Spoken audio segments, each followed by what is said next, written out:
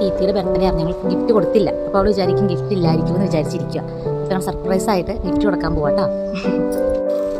ഇത്രയും ചെടികളുണ്ട്. ചെടി ഭയങ്കര ഇഷ്ടമാണ്. വീട്ടിൽ മേടിച്ച ചെടി അവിടെ നിന്ന് പറിച്ചു നടക്കുന്നത്. ഞാൻ വിചാരിച്ചു ഇത്രയും ചെടി ഗിഫ്റ്റായിട്ട് കൊടുക്കാം. ഇപ്പം കൊണ്ടോല്ല, ഒരെണ്ണം കൊണ്ടു. അത് കഴിഞ്ഞിട്ട് പിന്നെ ഞങ്ങൾ എല്ലാം ആക്കിയത് നിറച്ചു കൊണ്ടാണ് നിറച്ചു കൊണ്ട.